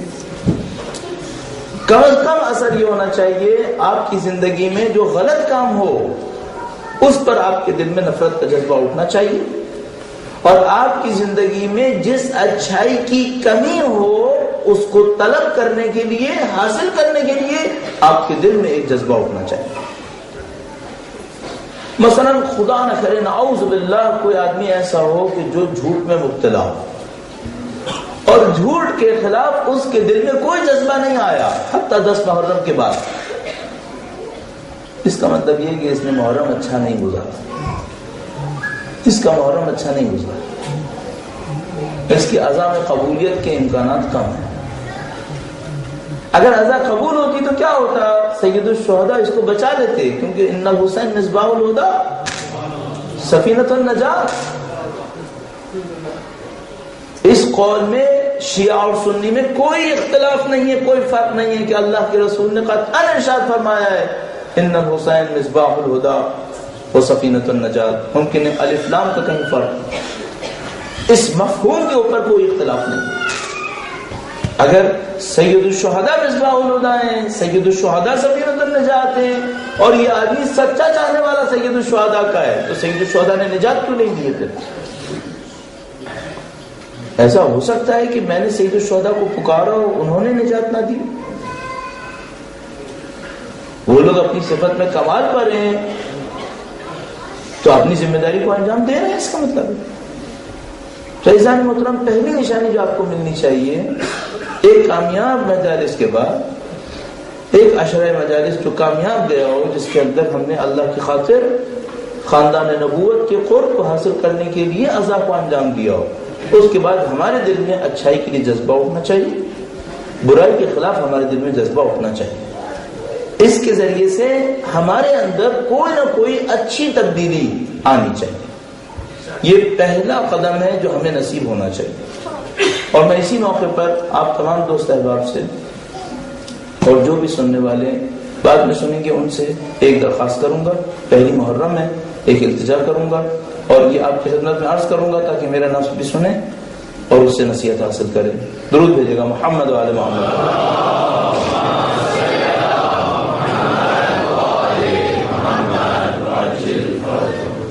کل میں نے آپ کی خدمت میں عرض کیا تھا کہ جتنے لوگوں نے وقت کے امام کو دیکھا ہے عاشور کے دن عزا میں دیکھا ہے، اور لوگوں نے وقت کے امام کو عزا میں شرکت کرتے دیکھا، سیاہ لباس ہوئے ماتم کرتے ہوئے دیکھا ہے لوگوں نے. کیا ہم یہ خواہش نہ کریں کہ جب ہم عاشور کے دن ماتم کر رہے ہوں تو مولا تشریف لائیں؟ اس کے لیے ہمیں کیا کرنا چاہیے؟ آج پہلی محرم ہے، منصوبہ بنائیں گے 10 دن کا، اب 7 دن ہو جائے گا. اب ہم مل کے کوشش کریں گے تو یہ ہو سکتا ہے. اس کے لیے ہمیں کیا کرنا ہوگا؟ ہمیں اچھی طرح پتا ہوتا ہے ہم جہاں کہیں کچھ بول رہے ہوتے ہیں، اگر دل سے بولیں گے 100% لوگ یقیناً عمل کریں گے. خدا خالص عمل کو ضائع نہیں ہونے دیتا. اگر ہم پرخلوص ہو کر عمل کریں گے خدا نتیجہ دے گا. وہ جو 1% لوگ عمل کریں گے ان کی خدمت میں عرض کر رہا ہوں. آج پہلی محرم ہے، عزا کا پہلا دن قرار پاتا ہے. 10 دن محنت کرنی ہے انشاءاللہ. عاشور کے دن اہل بیت اطہار علیہ السلام کی عنایات کو حاصل کرنا. اس کے لیے کیا کریں؟ ایک مشورہ دوں گا. اگر یہ کر گئے تو مجھے پورا یقین ہے ہم کچھ نہ کچھ حاصل کر پائیں گے. اور وہ یہ ہے کہ کسی ایک برائی کو اپنے اندر کی امام حسین کے نام پر ترک کر اپنے نفس کا جائزہ لیں. میں بھی اس کام کو کروں، آپ بھی اس کام کو کریں. جو ہمارے دوست احباب بیٹھے ہیں، جو لوگ چاہتے ہیں سید الشہداء کے نام پر اپنی زندگی میں آگے بڑھیں، ان سے عرض کر رہا ہوں اپنی زندگی کا جائزہ لیں. پہلی محرم ہے، سید الشہداء کے نام پر، مصباح الہدی سفینۃ النجات کے نام پر اور سید الشہداء کی خدمت میں عہد کرتے ہوئے اے مولا آپ کے نام پر ایک برائی ختم کروں گا. اپنے اندر کی ایک برائی کا انتخاب کریں. ایک برائی کو لے لیجئے، اپنے آپ سے عہد کریں کہ مولا آج کے دن اس فرش عزا پر آپ کے نام کے صدقے میں اپنی اس برائی کا مقابلہ کروں گا. آپ جو جوان دوست احباب ہیں، حتیٰ وہ جو میری طرح عمر میں ہیں اور جو مجھ سے زیادہ ہیں، ہم لوگ برے دور میں زندگی گزار رہے ہیں اس اعتبار سے کہ یہاں برائیاں پھیلی ہوئی ہیں. ہم سب جانتے ہیں کہ اس برے ماحول نے ہم پر کہیں نہ کہیں کوئی نہ کوئی اثر چھوڑ دیا ہے، اور ہم یہ بھی جانتے ہیں کہ خدا ہمیں برائی میں مبتلا ہوتا نہیں دیکھنا چاہتا. آپ انتخاب کیجیے آپ اپنی کس برائی کو ختم کرنا چاہیں گے. اور بخدا میں عرض کر رہا ہوں آپ کی خدمت میں، اگر ہمارے پاس چند پاکیزہ لوگ ہوئے جو سید الشہداء کے نام پر اپنی کسی برائی کا خاتمہ کر گئے، نہیں معلوم ان کے صدقے میں کیا کچھ نصیب ہو جائے گا. ہمیں پاکیزہ چاہیے. اور اپنی بہنوں سے بھی عرض کروں گا، اب تصور فرمائیے خدا کو کتنا پسند ہے یہ عمل. ایک واقعہ عرض کرتا ہوں کی خدمت میں. ظاہراً یا شیخ بہائی کا واقعہ ہے یا مقدس القبیلی کا، میرے ذہن میں نہیں رہا کون سا عالم تھے. اصفہان پہنچے ایک سفر کے دوران. اصفہان ایران کا شہر، وہاں پہنچے، رات کا وقت ہوا، پڑاؤ کرنے کا ارادہ کیا. کہا ہم یہاں پڑاؤ کرتے ہیں لیکن کچھ دیر کے بعد فیصلہ کریں گے کتنے دن رکنا ہے. کہا رک جاؤ. تھوڑی دیر کے بعد کہا دیکھو بھائی ایک رات سے زیادہ نہیں رکیں گے، یہاں سے فوراً روانہ ہو دیں گے. لوگوں نے پوچھا کہ آگا کیوں ایسا؟ فرمایا ہم نے مانوی طور پہ اس شہر کو دیکھا ہے، اس شہر میں شراب خانے بہت ہیں، یہاں نہیں رکیں گے، یہاں سے فوراً چلیں گے. انہوں نے کہا ٹھیک ہے آج رات کے رک جاتے ہیں پھر کل صبح چلیں گے. انہوں نے کہا ہاں ٹھیک ہے. اگلے دن صبح ہوئی، فجر کی وقت ہوا، کہا ہم کچھ دن رکیں گے یہاں پر. کہا آقا آپ نے کہا تھا کہ یہاں پہ شراب خانے بہت زیادہ ہے. کہا نہیں اس کے باوجود رکیں گے. لوگوں نے پوچھا کیوں رکیں گے؟ غور فرمائیے گا اور اپنی بہنوں سے کہوں گا ضرور توجہ دیجیے گا. انہوں نے کہا کہ ہم نے دیکھا ہے کہ اس شہر میں 9 بالغ بچیاں جو ابھی بالغ ہوئی ہیں نماز شب پڑھتی ہوئی کثرت سے نظر آئی. ہم نے مانویت سے دیکھا ہے اس شہر کی بچیاں نماز شب پڑھ رہی ہیں. اگر شہر کی بچیاں نماز شب پڑھ رہی ہیں اس کا مطلب ہے یہ شہر پاکیزہ ہو جائے گا، یہ اچھا ہو جائے گا. ٹھیک ہے کہ ابھی شراب خانے ہیں، کل اچھا ہے اس کا مستقبل اچھا ہے. اب جوانی میں ہی اللہ کی قسم کیوں نہیں آئیں گے؟ آیا خدا نے کسی آنے والے کو دور بھیجا ہے کبھی؟ آیا کبھی ایسا ہوا ہے؟ یہ دنیا عجیب ہے ذہن محترم. ہمیں یوں لگتا ہے یہاں پہ بہت کچھ ہو رہا ہے، بہت کچھ نہیں ہو رہا. آپ کے ساتھ خدا کا ایک رابطہ ہے اور خدا آپ کو نظر انداز نہیں کرے گا. مجھے ایک زمانے میں قم میں تھا، مسجد جمکران جاتے تھے، بدھ کی شب مسجد جمکران جاتے تھے. سردیوں کا زمانہ تھا، سخت سردی ہوتی تھی. قم میں -10 -12 ہو جاتا تھا، بہت سخت سردی ہوتی تھی. تو مجھے یاد ہے کافی وقت گزر گیا تھا، گاڑیاں بند ہو گئی تھیں، جنگ کا زمانہ تھا، ویسے ہی سنسان ہوتا تھا. تو ایک جگہ پہ ہم پہنچے جہاں تک بس کا چانس تھا. اس کے بعد 2 راستے تھے، یا تو آپ روڈ پہ جائیں گے تو لمبا راستہ ہوتا تھا، یا آپ روڈ سے اتر کر ایک کھیت کے راستے سے نکل جاتے تھے، کچے راستے سے مدرسے پہنچنے کے لیے. تو میں سوچنے کہ وہاں پہ کھڑا ہو گیا کہ میں سوچنے لگا کہ اگر میں یہاں پر ایک دفعہ اس کچے راستے پہ نکل گیا تو پھر مجھے آخر تک خود جانا ہے، اور اگر میں یہ سڑک کے راستے پہ گیا تو شاید کوئی گاڑی آ جائے، تو پتہ نہیں شاید کوئی گاڑی مل جائے. تو ابھی فیصلہ کروں کہ یہ باقی راستہ مجھے کچا جانا ہے یا سڑک کے اوپر جانا ہے. تو میں کھڑا ہوا سوچ رہا تھا. میں نے کہا خدا سے دعا کرتا ہوں خدا کوئی گاڑی بھیج دے. تو پھر میرے ذہن میں اچانک آیا کہ تمہاری حیثیت کیا ہے؟ 6 ارب انسان ہے اس زمین کے اوپر، 6 ارب انسان. تم ایک اللہ کے بندے اتنے سے، تم ایک انسان یہاں پہ کھڑے ہو سڑک کے اوپر، 6 ارب انسان ہے اس پورے زمین کے اوپر. تمہاری حیثیت کیا ہے؟ پھر یہ جو زمین ہے یہ ایک پلانٹ ہے. ایسے کروڑوں اربوں پلانٹ اس دنیا کے اندر ہیں، اس کائنات کے اندر ہیں. ان پلانٹس کے سامنے ہماری زمین جیسے سمندر میں ایک قطرہ ہے. اتنی خدا کی وسیع کائنات، اس میں ایک قطرے کے برابر زمین کے اوپر 6 ارب انسانوں میں سے ایک حقیر انسان کھڑا ہوا انسان خدا کو کہہ رہا ہے خدا ایک گاڑی بھیج دے. کیوں بھیجے؟ کیا حیثیت ہے تمہاری؟ چلو اپنے راستے کے اوپر. بخدا کر رہا ہوں، جیسے میں نے جاری کی سر جھکا کے کہا یار میں کیا حماقت کر رہا ہوں، چلو میں اپنے راستے پہ جاتا ہوں. جیسے میں جانے کا ایک گاڑی رکی، اس میں ایک مولانا صاحب بیٹھے ہوئے تھے. کہیں گے تم نے کہاں جانا ہے؟ میں نے کہا مجھے مدرسے جانا ہے. کہیں گے آؤ میں تمہیں چھوڑ کے آؤں. اس وقت مجھے احساس ہوا کہ واقعاً احساس ہوا کہ خدا یہ بتانا چاہتا ہے کہ تم تنہائیوں میں مجھے پکارو، سننے والا میں ہی ہوں، میں سنوں گا. ٹھیک ہے تم حقیر ہو. ایک پلانٹ اربوں پلانٹس کے اندر کیا حیثیت رکھتا ہے؟ 6 ارب انسانوں کے اندر تم ایک انسان. اس وقت میری عمر 18-20 سال ہوگی کہ تمہاری کیا حیثیت ہے؟ لیکن پھر میرے دماغ میں اس وقت سے یہ بات آئی کہ یہ خدا سکھانا چاہ رہا ہے کہ میں سننے والا ہوں، تم مجھے پکار کے دیکھو. تو ایسا محترم یہی میں بھی آپ کی خدمت میں عرض کروں گا، ہم خدا کو کیوں نہ پکاریں؟ اگر اس نے ہمیں پسند نہیں کیا آیا اس نے کبھی کسی ایک آیت میں کہا ہے میں تمہیں نفرت کرتا ہوں تم سے؟ نہیں، ہمیشہ یہ کہتا ہے میں تمہیں چاہتا ہوں، میں تمہیں پسند کرتا ہوں. حتیٰ وہ جو اس کی بدترین مخلوقات ہوتی ہیں، اگر اللہ کے نبی کہتے ہیں ان کو عذاب کر دے، خدا کہتا ہے نبی اتنی جلدی مت کرو، میری مخلوق ہے اتنی جلدی مت کرو. آپ کو کہا خدا نے چاہا سید الشہداء کے نام پر اپنے اندر ایک تبدیلی لے کر آئیے. سید الشہداء اس راستے کو آسان کریں گے، اور جو دوست احباب آج کے دن اس طرح کا کوئی عمل انجام دیں گے، مجھے یقین ہے ان کے خلوص کے صدقے میں یہ عزا قبول ہوگی انشاءاللہ. اس کے برکات ظاہر ہوں گے، اس کے نتائج ظاہر ہوں گے، اور آپ کی ہماری زندگی اہل بیت اطہار علیہ السلام کے راستے کی طرف بڑھے گی. اور زیادہ عزیزان محترم، ہم سب لوگ سید الشہداء کی اس قربانی کی آدمی یہاں بیٹھے ہوئے.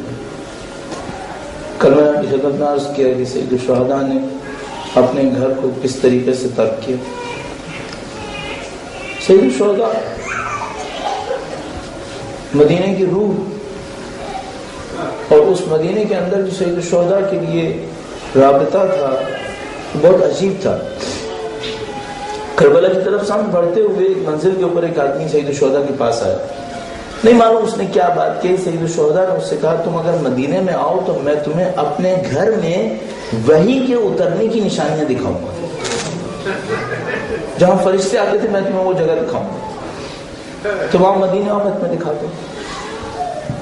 سید الشہداء مدینے سے وابستہ ہے، اور سب سے بڑھ کر سید الشہداء اللہ کے رسول اور اپنی والدہ ماجدہ سے وابستہ ہے. سید الشہداء ان تمام رشتوں کو ترک کرتے ہوئے، چھوڑتے ہوئے، ان تعلقات کو کچھ دیر کے لیے ترک کرتے ہوئے اللہ کے راستے پہ بڑھ رہے ہیں. کربلا کی سمت گامزن. کربلا کی زمین عجیب زمین ہے. کربلا کی زمین اللہ کی منتخب زمین ہے. کربلا کی زمین پہچانی ہوئی زمین ہے. جتنے انبیاء نے اس علاقے کے اندر سفر کیے ہیں انہوں نے کربلا کی زمین کو کہیں نہ کہیں مس کیا. اولیاء اس زمین کو جانتے تھے یہ زمین کون سی زمین ہے. ہمارے پاس ایک عجیب روایت موجود ہے. روایت موجود ہے صفین سے واپسی پر مولا امیر المومنین اس سرزمین سے گزرے تھے. ایک موقع پر مولا امیر المومنین کے نام پہ درود بھیجے محمد و آل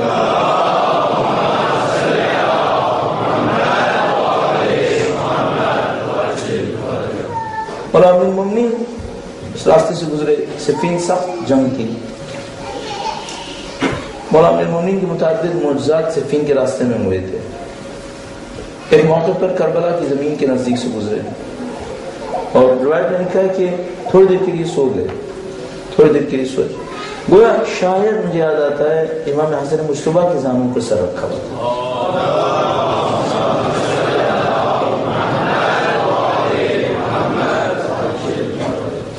کربلا کی زمین ہے. مولا امیر المومنین کچھ دیر کے لیے استراحت فرماتے ہیں، آنکھ رکھیے، اٹھتے ہیں اور فرماتے ہیں انا للہ و انا الیہ راجعون. جب اصحاب امیر المومنین نے دیکھا کہ امیر المومنین نے کلمہ استرجاع پڑھا ہے تو پوچھا کہ مولا آپ نے انا للہ کیوں پڑھا؟ فرمایا میں نے ایک عجیب خواب دیکھا ہے. لوگوں نے پوچھا مولا آپ نے کیا خواب دیکھا ہے؟ فرمایا میں نے خواب میں دیکھا ہے کہ اس ساری زمین میں خون ہے، اس خون کے درمیان میرا حسین ہے، مدد کے لیے پکار رہا ہے اور کوئی اس کی مدد نہیں کر رہا. وہاں میں نے اپنے حسین کو دیکھا.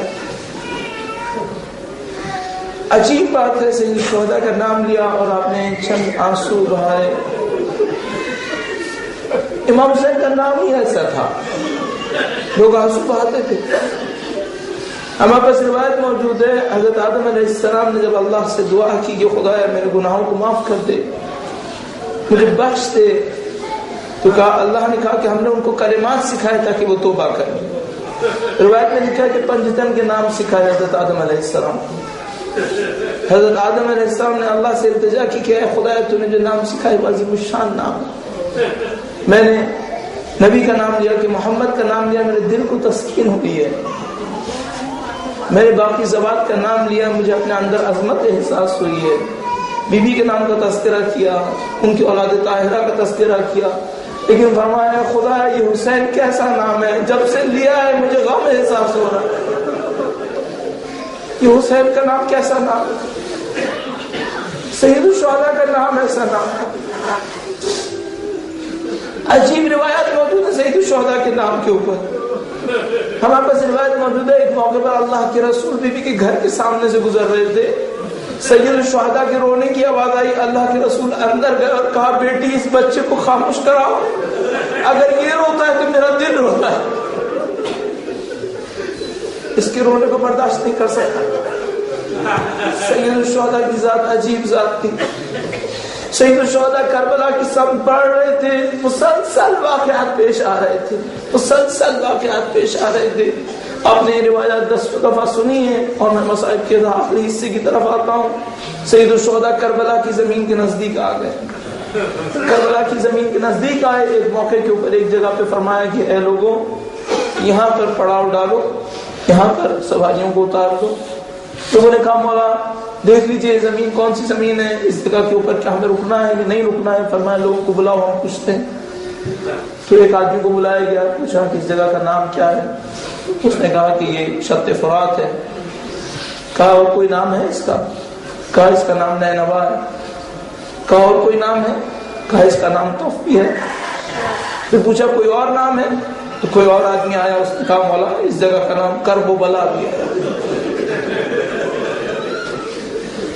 جیسی فرمایا اس کا نام کرب و بلا بھی ہے، سید الشہداء نے فرمایا ھذا مقام کرب و بلا، یہ مقام کربلا ہے، یہ مقام کرب و بلا ہے. بلا یعنی امتحان، یہ غم اور امتحان کا مقام ہے. فرمایا یہیں پر ہمارے پڑاؤ ڈلیں گے، یہیں پر ہمارے خیمے لگیں گے، یہیں پر ہمارے جنازے ہوں گے، یہیں پر ہماری قبریں بنیں گی. ابھی عرض ہو رہا تھا، لوگوں خدمت میں حاضر ہوئے ہوئے تھے کہ اچانک کوئی آیا اور اس نے کہا کہ اے نواز رسول آپ کی خواہر محترمہ نے آپ کی بہن نے ایک پیغام پہنچایا ہے. فرمایا کیا پیغام ہے؟ کہا انہوں نے کہا ہے کہ بھیا جلد از جلد یہاں سے چلیے، جب سے آپ آئے ہیں میرا دل بیٹھ رہا ہے. اس جگہ پہ غم ہے، یہ جگہ غمگین جگہ. کربلا اللہ کی پہچانی بھی زمین ہے، کربلا مقام ہے. سید الشہداء نے فرمایا ہم یہاں پہ قیام کریں گے. فرمایا یہاں یہ کس کا علاقہ ہے؟ کہا یہاں پہ ایک قبیلہ بستا ہے، اس کا نام بنی اسد ہے. کہا بنی اسد کو بلاؤ ہمارے پاس. بنی اسد کو ان کے پاس بلایا گیا. بنی اسد اہل بیت کے چاہنے والے تھے، احترام کرتے تھے. سید الشہداء نے بنی اسد سے کہا بنی اسد ہم یہ نینوا کی زمین تم سے خریدنا چاہتے ہیں. بنی اسد نے کہا مولا آپ سرکار آپ مالک ہیں، یہ زمین حاضر ہے ایسے ہی دے دیں. فرمایا نہیں ہم زمین خریدیں گے، اتنے 1000 درہم ہم تمہیں دیں گے، یہ زمین ہماری ملکیت میں دیتے ہو. انہوں نے کہا ہم آپ کی ملکیت میں دیتے ہیں. سید الشہداء نے زمین ملکیت میں لے لی. سید الشہداء نے زمین ملکیت میں لی اور اس کے بعد بنی اسد سے ایک عجیب بات کہی. کہا بنی اسد ہم نے زمین خرید لی، ہم مالک ہو گئے، لیکن ہم زمین تمہیں پلٹاتے ہیں، تم یہاں پر واقف بن جاؤ، تم وقت کی حفاظت کرو. کہا مولا آپ کی زمین ہے، آپ مالک ہیں، ہم یوں ہی دینے کو تیار تھے، آپ نے پھر زمین ہمیں بھی واپس کر دی. کہا بنی اسد ہم نے تمہیں زمین واپس کیا لیکن 3 وعدے کرو گے ہمارے ساتھ، ہم سے 3 وعدے کرو. بنی اسد نے کہا مولا حکم دے، ہماری جان حاضر ہے. اور میں نہیں صرف 3 وعدے کر لو ہم سے. کہا پہلا وعدہ یہ کرو کہ اگر ہمارے لاشیں پڑے دیکھنا تو دفنانے آ جانا.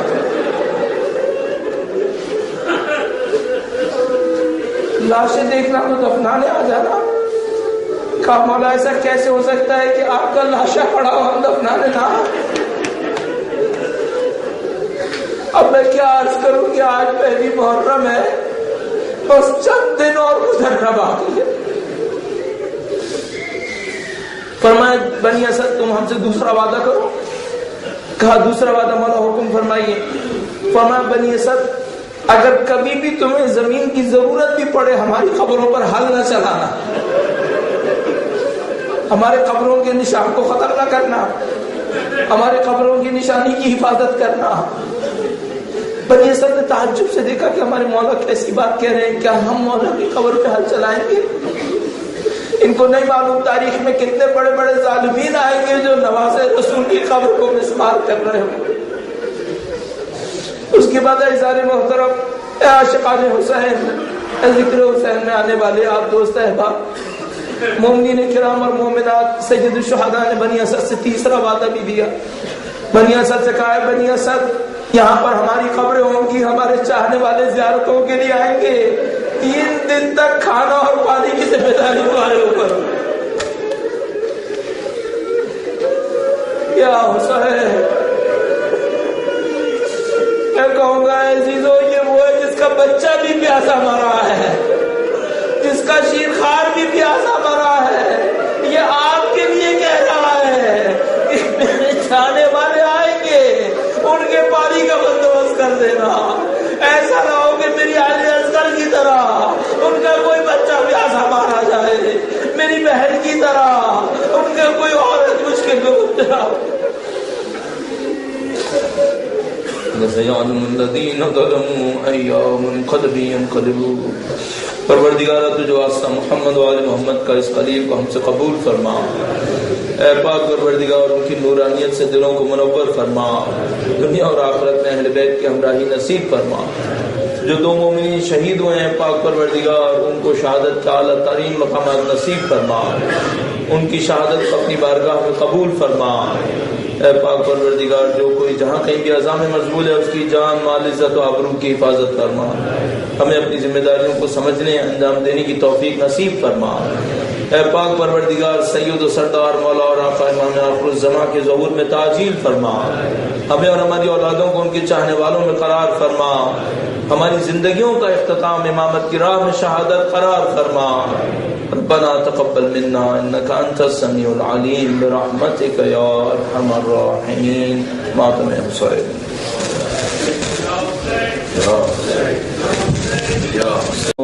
للہ رب العالمین، والصلاة والسلام على سید الانبیاء والمرسلین، حبیب الہ العالمین بالقاسم محمد،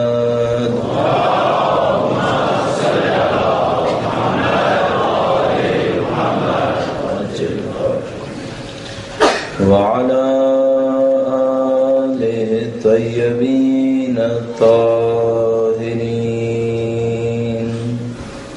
سيما بقية الله في الأراضين۔ قال الله تعالى في كتابه الكريم، بسم الله الرحمن الرحيم، أم حسبت أن أصحاب الكهف والرقيم كانوا من آياتنا عجبا۔ درود بھیجیے گا محمد و آل محمد پر۔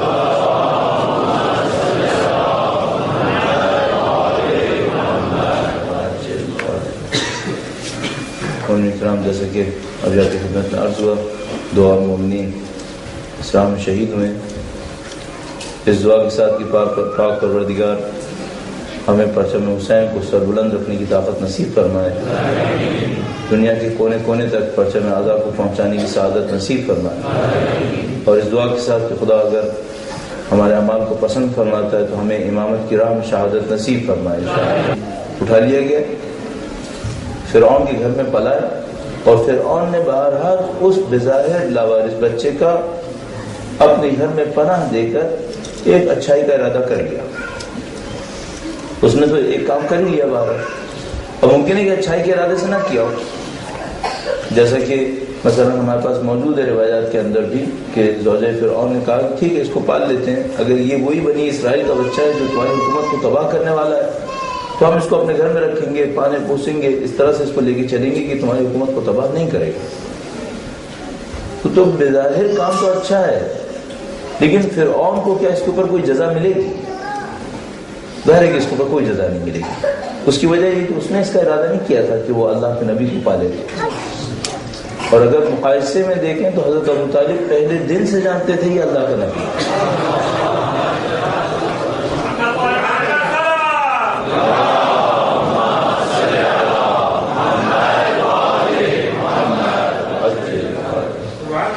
پہلے دن سے جانتے تھے کہ یہ اللہ کے رسول ہیں، یہ بت شکن ہے، یہ بت پرستی کے سارے نظام کو درم برم کر دیں. سب کچھ جانتے تھے، پہلے دن سے جانتے تھے کہ یہ وہ ہیں جن پر میری اولاد قربان ہو جائے گی. سب کچھ جانتے تھے، تمام قربانیوں سے واقف تھے. اپنی اولاد کو اس اللہ کے نبی کی جان بچانے کے لیے خطرات میں ڈالتے تھے. یہاں جزا ہے، یہاں اتنی جزا ہے کہ اسلام ان کی جزا ہے. اسلام کی جگہ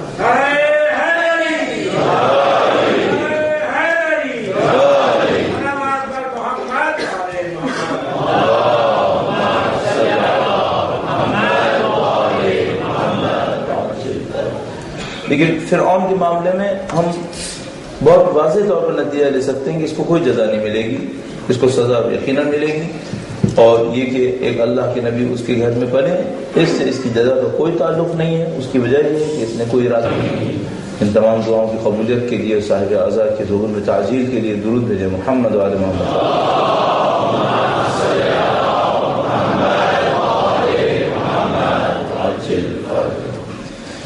پروردگار عالم نے انسان کے اوپر کچھ ذمہ داریاں اس کی خلقت کے ساتھ قرار دی ہیں، اور یوں احساس ہوتا ہے کہ ایک انسان کی ذاتی ذمہ داری ہوتی ہے کہ وہ کیا کام انجام دے گا، اپنے انتخاب سے کیا کچھ کرنا چاہے گا. جس اچھائی کا ارادہ کرے گا اس کے اوپر اس کو جزا ملے گی، جس برائی کا ارادہ کرے گا انجام دے گا اس کے اوپر اس کو سزا ملے گی. یہ انسان کا ایک ذاتی عمل ہوتا ہے، لیکن اس کے ساتھ ساتھ ایک اور خدائی منصوبہ ہوتا ہے جو اس کائنات کے اندر انجام پانا ہوتا ہے. اگر کوئی اپنے ارادے اور اختیار کے ساتھ اچھائی کا ارادہ کرتے ہوئے اس منصوبے کا حصہ بن جائے تو اس کو جزا ملتی ہے. لیکن اگر اس نے اچھائی کا ارادہ نہیں کیا ہے، اپنے ارادے اور اختیار سے نہیں کیا ہے، اللہ کی مصلحت کی خاطر کہیں نہ کہیں استعمال ہو گیا ہے، اب جزا نہیں ملے گی. اب جزا نہیں ملے گی. بظاہر بہت اچھا کام انجام دے گا، بہت اچھے کام کا حصہ بھی بن جائے گا، لیکن جزا سے محروم ہوگا. مثال آپ کی خدمت میں عرض کروں گا، درود بھیجے گا محمد و آل محمد.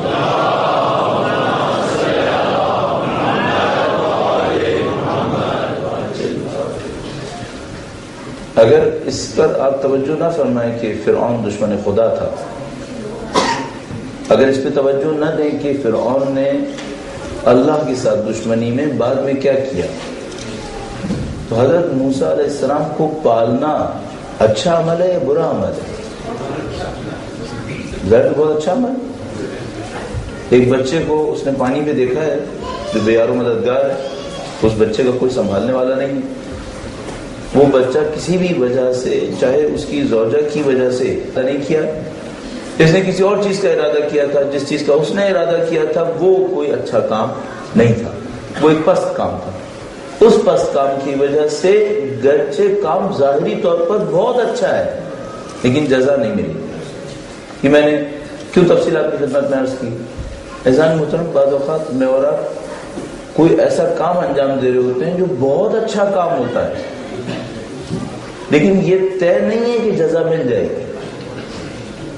جزا کب ملے گی؟ جب یہ پتہ چل جائے کہ آپ کی نیت کیا تھی، ہم کس نیت سے آئے. اور یہ مجھے ابھی تک سمجھ میں آیا ہے کہ عزائے سید الشہداء اللہ کا وہ منصوبہ ہے جس پر اس نے عمل کروانا ہے بہر صورت. اذان ہونا ہے. اب اس کے اندر لاکھوں لوگ شریک ہوں گے، آسانی سے کہہ سکتے ہیں کہ کروڑوں شریک ہیں. آیا ہم یہ توقع کریں کہ سب لوگ ایک نیت سے شرکت کر رہے ہوں گے؟ نہیں، معلوم ہے ایک نیت سے شرکت نہیں کریں گے. کچھ لوگ کسی نیت سے شرکت کر رہے ہوں گے، کچھ اور کسی اور نیت سے شرکت کر رہے ہوں گے.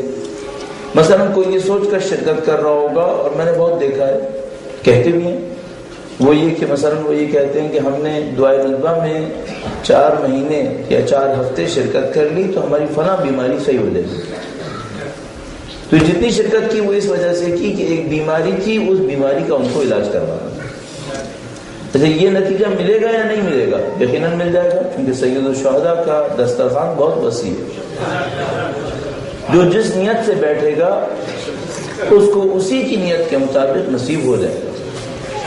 تو اگر کوئی اس عزائے سید الشہداء کے اندر خدا نہ کرے نعوذ باللہ اپنے ذاتی تسکین کی خاطر آیا ہے، ذاتی شہرت کی خاطر آیا ہے، وہ بھی مل جائے گی. اگر کوئی ذاتی کمائی کے لیے آیا ہے وہ بھی مل جائے گی. اگر کوئی معاشرے کے اندر طاقت، ایک بار پھر درود بھیجے گا محمد و آل محمد کا.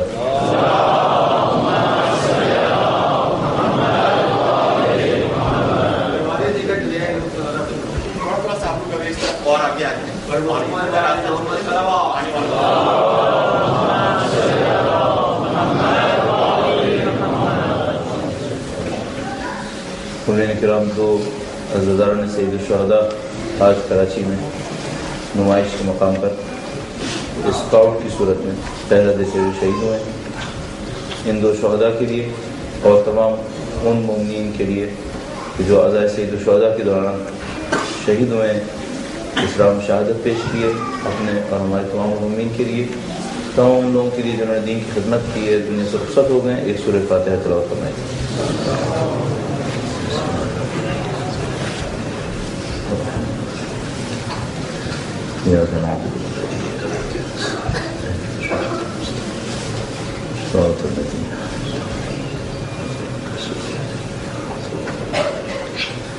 بسم اللہ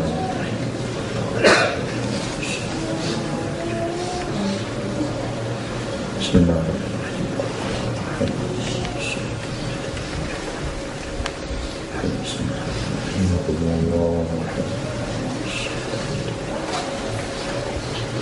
درود بھیجے گا محمد و آل محمد کا.